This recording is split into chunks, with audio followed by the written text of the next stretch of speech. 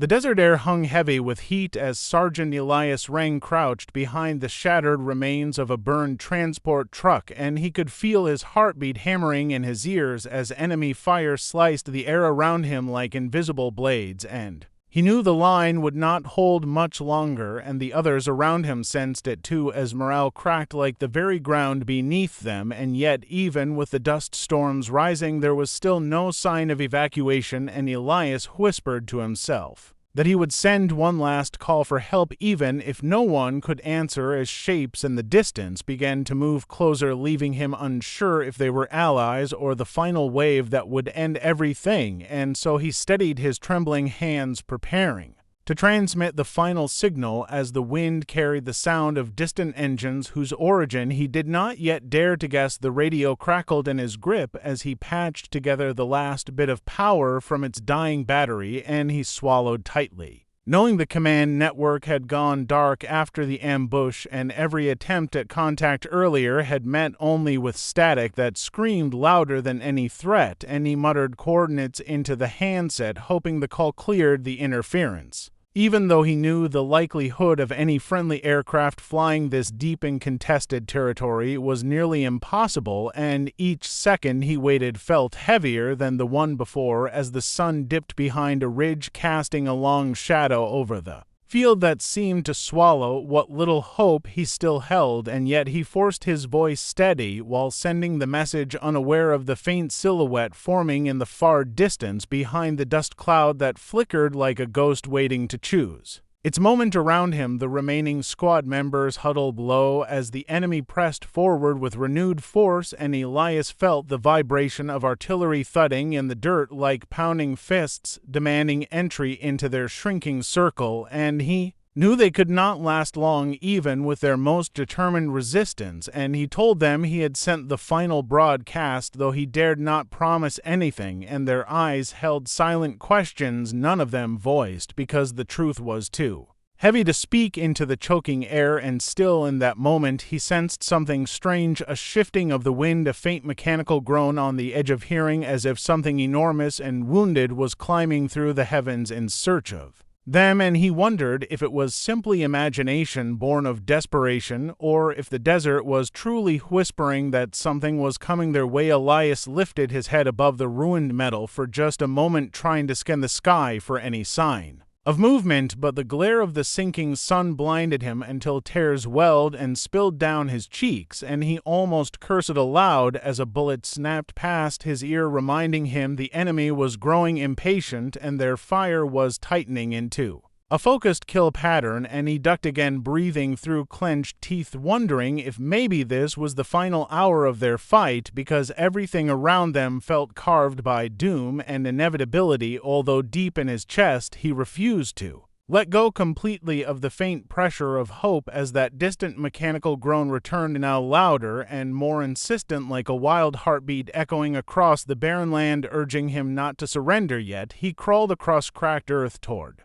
a small higher mound, trying to get a clearer view of the northern sky, and every movement sent waves of pain along his arms and legs from the heat and exertion, and the ground sizzled beneath his palms as enemy rounds struck nearby, kicking dirt across his face, and he tried again to raise command on the radio with nothing but a shrill scream of static returning to him like a cruel laugh, and he pressed his head against the ground for just a moment, exhausted and wondering whether the message even traveled far enough to be heard by a single friendly unit, and yet still that sky drone of machinery persisted, growing clearer with every second, as though climbing over the far ridge of a world that had forgotten them, and he dared to think that maybe something was answering, though he did not yet allow himself to turn that thought into belief. Behind him, the soldiers in his squad began muttering nervously as the enemy approached in spreading formations, moving with grim certainty, as though confident the battlefield was already theirs, and Elias could not blame them for the fear in their voices, because every tactical readout told him the same truth: their perimeter was collapsing, their ammunition dwindling, and the only cover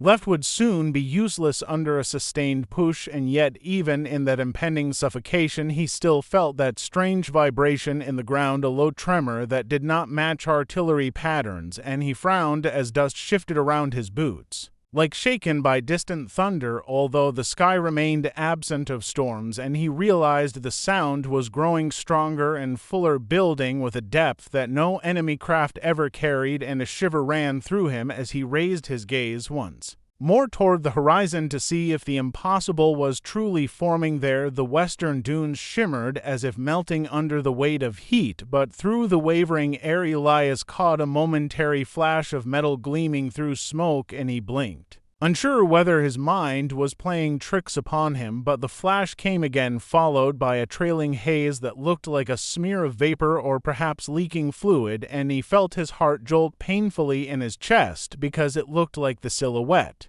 of a craft, yet one flying far lower than anything civilian or commercial, and he squinted, pressing his fingers against his brow to shield his eyes from the glare as the shape dipped again, revealing the unmistakable thick outline of wings, though one appeared jagged as if torn apart, and he whispered breathlessly that it could not possibly be flying like that at such altitude and angle, and yet it continued to push forward, stubbornly carving its path across the burning sky. He scrambled to his feet despite the danger, drawing the attention of enemies who fired angrily in his direction, and he ducked again, but not before he saw the shape emerge, fully breaking through the drifting clouds that had masked its approach, and he felt a surge of heat in his chest because it was unmistakably an A10, though limping and bleeding fuel in a long ribbon behind it, and he could hardly speak as he watched it wobble through turbulence, refusing to fall despite the mangled frame that would have destroyed any other aircraft, and the realization that someone was still flying it, someone fighting to reach them, filled him with a shock so fierce he forgot the danger for a moment and simply stared as the craft approached lower and lower,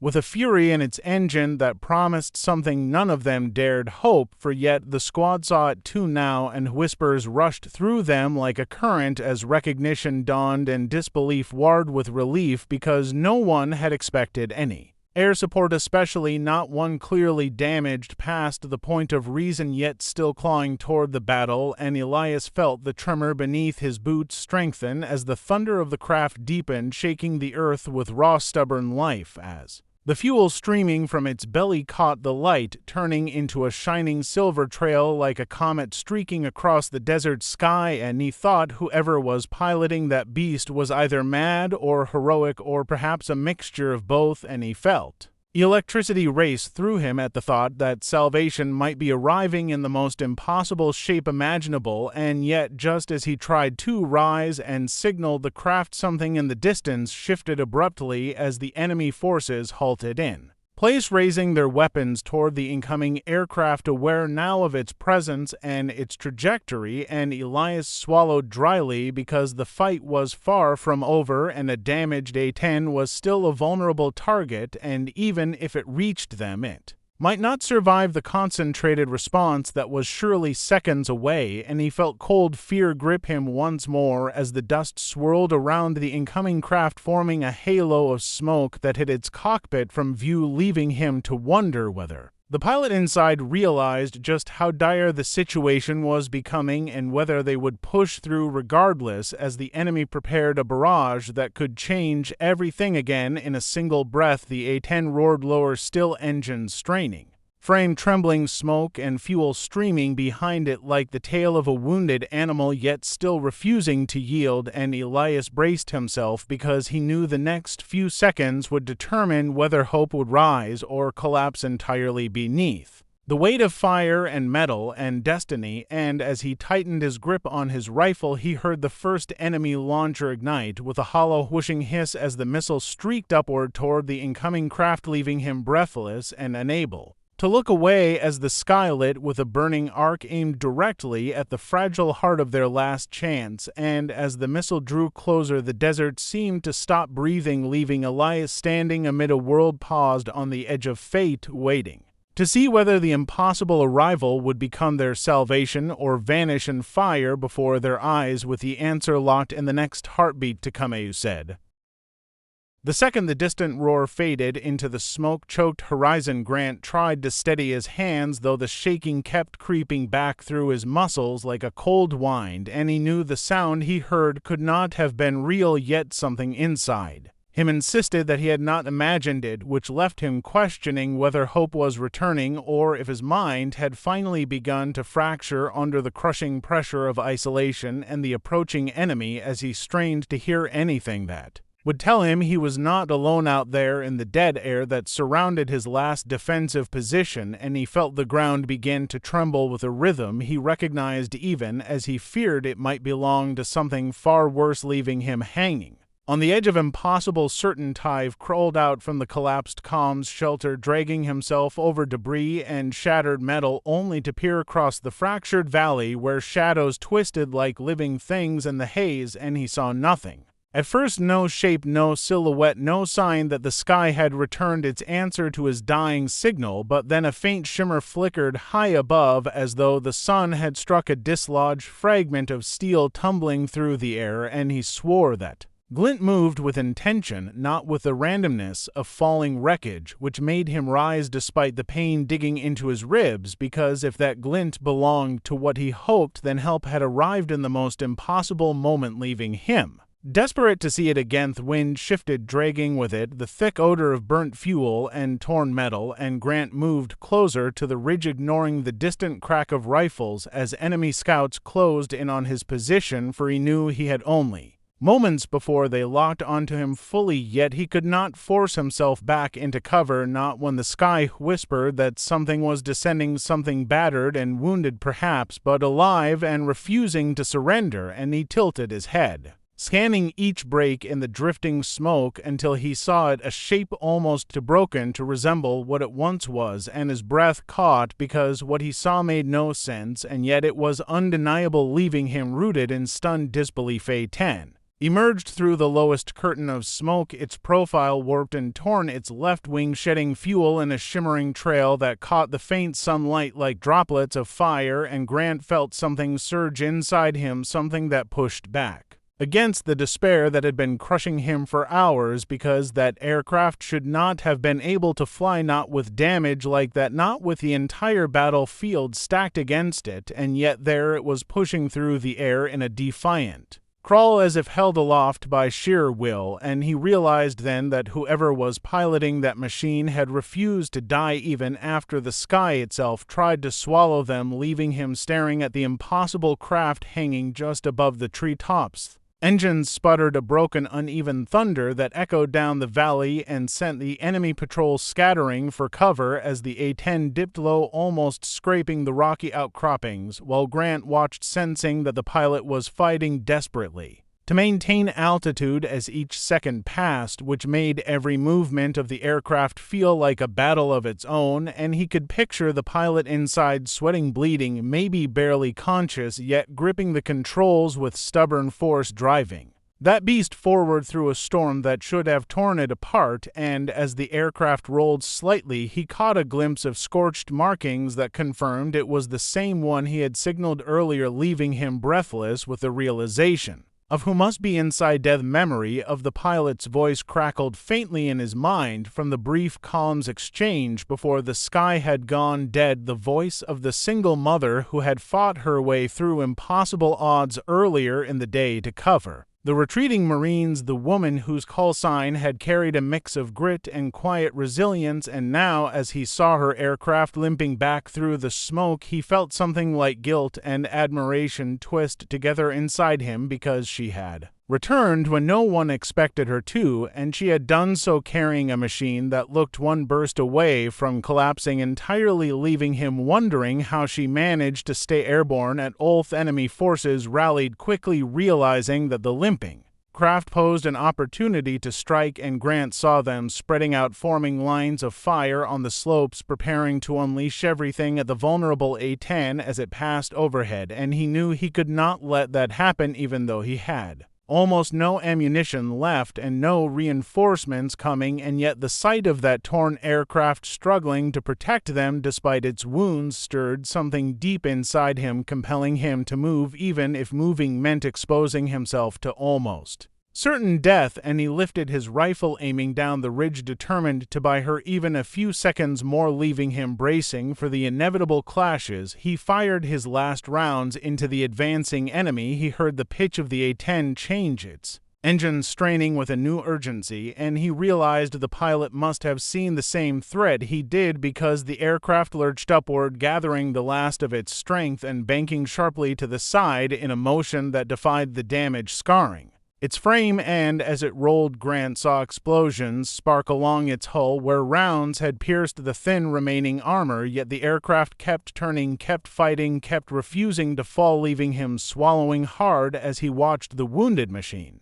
execute maneuvers it had no right to perform. The aircraft lined up with the enemy positions, and Grant understood what was coming, an attack that should have been impossible with the systems likely failing and the weapons probably barely operational. Yet the A-10 dove anyway, descending like a wounded predator and willing to let its prey advance, and he felt the ground tremble as the engines roared louder than they had since its reappearance, a sound that cut through the smoke and shook loose the dust clinging to the shattered cliffs, and then the nose of the A-10 dipped as if offering the final choice to the pilot, who seemed determined to fight until her machine collapsed around her, leaving Grant staring in awestruck fear. A burst of fire erupted from beneath the aircraft, a sputtering, uneven light that signaled the weapons were still functional, although barely, and the rounds tore into the hillside, scattering enemy fighters in a wave of chaos as Grant watched the impossible unfold before his eyes, seeing the aircraft push through the spray of bullets and shrapnel cast up by the returning fire, and despite the holes punched through its body, despite the smoke curling from its engines, despite the fuel streaming behind it like a bright falling ribbon, the A-10 held steady, delivering one last furious strike, leaving Grant gripping the ground in shocked disbelief. Aircraft pulled up at the last second, engines screaming as though on their final breath, and Grant could tell it had expended everything in that desperate attack because it wobbled heavily, dipping dangerously close to the tree line where any miscalculation would send it tearing into the ground, and he took a step forward as if he could somehow guide it upward, willing it to rise even as the engines coughed in protest and the fuel leak intensified, pouring out in thick shimmering streams that trailed behind the wobbling craft, leaving him torn between hope and dread as he waited to see whether it would recover or fall. The A-10 wavered in the air like a wounded animal clinging to the last fibers of strength it possessed, and Grant felt a crushing fear that this final climb was too much for the battered machine, yet he refused to look away as the aircraft steadied, for a moment catching a thin fragile pocket of lift before dipping again toward the forest canopy, and each twitch of the wings felt like a plea, a cry for the sky to hold it up for just one moment longer, because somewhere inside that torn fuselage the pilot was still fighting with everything she had, leaving Grant bracing himself for whatever came next. As the engines sputtered, the craft drifted dangerously close to the ridge slope, scraping the tops of the battered pines and sending bursts of needles into the smoky air, and Grant knew that if the A-10 descended only a few more feet, it would be lost, completely swallowed by the trees and shattered on the rocks below. But the aircraft tilted upward slightly as though the pilot had found one last reserve of will deep within her exhaustion, and the nose lifted just enough to break free of the treetop line, yet the wobble in its frame suggested that even this small victory came at a terrible cost, leaving Grant waiting to see if the aircraft could hold together for even a few more seconds. The roar of the engines deepened suddenly, and Grant felt the vibrations in his chest as the A-10 pushed forward, fighting through the drag of its leaking fuel and shredded plating, as though it had decided it would not fall until it had delivered its pilot to safety or death on her own terms, and Grant stared in awe because the machine seemed to move with a strange, stubborn purpose, defying gravity, defying probability, defying the damage etched across its battered shell as it advanced toward the open valley ahead, and the way the pilot held her course so steadily made it clear she had not returned just to survive, she had returned to protect, leaving him struggling to comprehend her resolve. As the enemy forces recovered from the strafing run, they began repositioning along the valley floor, preparing to fire on the retreating aircraft, and Grant could hear their shouts echoing off the stone walls like distant thunder as they clustered near their heavy weapon emplacements, hoping to bring down the A-10 before it escaped their reach, and Grant felt an overwhelming dread because he could see the smoke trailing from the wings thickening with each second, signaling that The aircraft had almost no life left in it, and yet it continued forward ignorant of the danger building behind it, leaving him torn between screaming for the pilot to climb and praying she could make just one more pass. The first salvo from the enemy struck the air behind the A-10, sending a shockwave through the valley that rattled Grant's bones, and he flinched as fragments of broken earth rained down around him, scattering across the ruined ground while the aircraft jolted slightly, as though brushed by the very edge of the blast, but it held its course, and Grant realized the pilot was attempting something desperate, something only a person with nothing left to give would attempt, because rather than trying to flee, she was turning the aircraft slowly, inch by inch, back toward the enemy lines, leaving him frozen as he wondered if she intended to fight one final time. As A-10 curved in a wide broken arc, its damaged wing dragging slightly but refusing to collapse, and as the aircraft banked, Grant saw the cockpit shift into view through a thinning veil of smoke, and he imagined the pilot inside gripping the controls with trembling hands, every motion sending pain stabbing through her arms, yet she kept the aircraft steady, guiding it into a descent that brought it closer and closer to the ground below, and Grant's heart raced because the angle was too severe, too reckless, too final, and yet it felt deliberate, as though she had chosen exactly how this moment would unfold, leaving him breathless with anticipation. The enemy forces realized too late what was happening as the low-flying aircraft leveled out barely above the earth, its engines now a choked howl that rattled the loose stones along the valley floor, and the soldiers scattered in panic, diving behind their barricades while the A-10 surged forward, gathering the tiny fragments of speed it still possessed, pushing itself into a straight line that cut directly across the enemy's fortified positions, and Grant understood that the pilot was aiming to break their formation one last time with whatever remained of her weapons or her sheer presence, leaving him clinging to the rocks as he watched the impossible unfold. The remaining cannons on the aircraft sparked erratically, firing in uneven bursts as though coughing out the last remnants of ammunition left in the ruptured feed lines, and each burst carved a path through the enemy fighters, sending explosions of dirt and debris into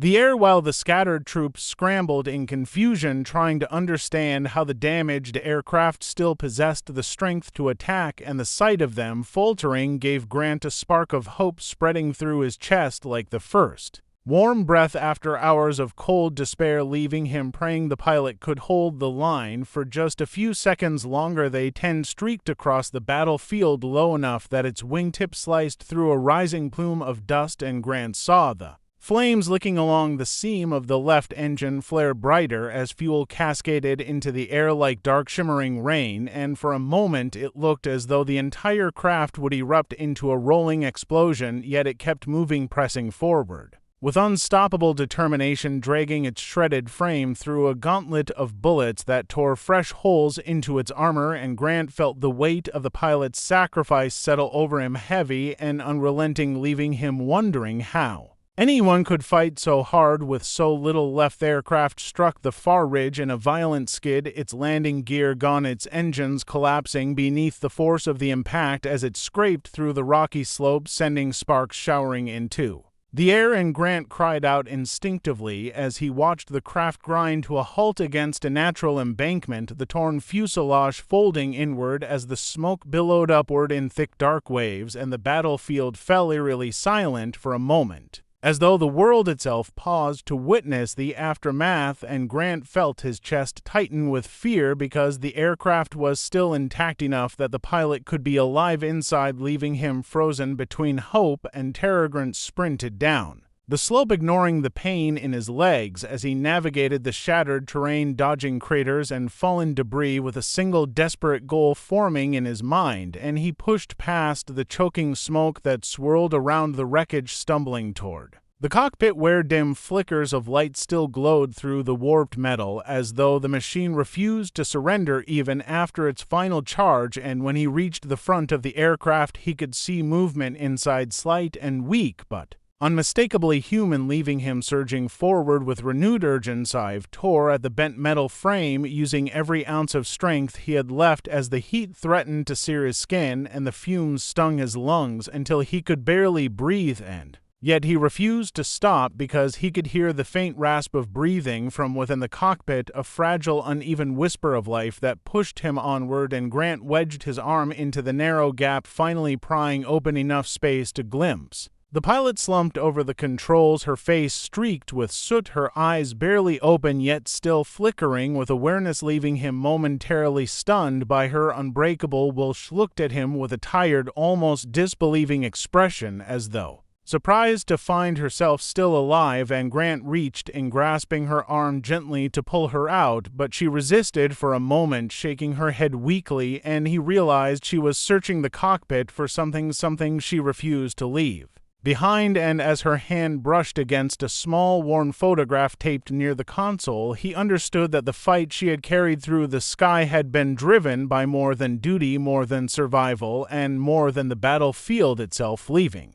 him silently witnessing the depth of her resolve. Grant lifted her from the cockpit, cradling her weight as carefully as he could while the fires crackled behind them, growing hotter with each second, and she leaned against him, barely able to stand, yet somehow remaining conscious long enough to glance back at the wreckage of her aircraft as though offering it one final silent farewell. And Grant felt an ache in his chest as he carried her farther from the crash, knowing the enemy forces were still nearby, regrouping and preparing to advance again, leaving him painfully aware that their struggle was not yet finished. As he reached the shelter of a fallen ridge, he set her down gently, listening as she struggled to catch her breath, trying to speak, though the words came out faint and strained, and he could see the determination still woven into her expression, that same fierce, unyielding fire that had kept the A-10 in the air long after it should have fallen. And she pointed weakly toward the distant valley where the remnants of his unit had fled earlier in the day, silently urging him to continue the fight, to keep moving, because there was still a chance, however small, that they could survive, leaving him on the edge of a decision that could shape the fate of them all. The distant rumble of engines echoed again through the valley, this time not from her aircraft, but from something larger approaching from beyond the smoke, and Grant knew that reinforcements could not possibly arrive so quickly, and fear twisted in his stomach as he strained to distinguish the sound, growing louder with each passing heartbeat, and he felt the pilot's hand grip his arm weakly, urging him to remain alert. Be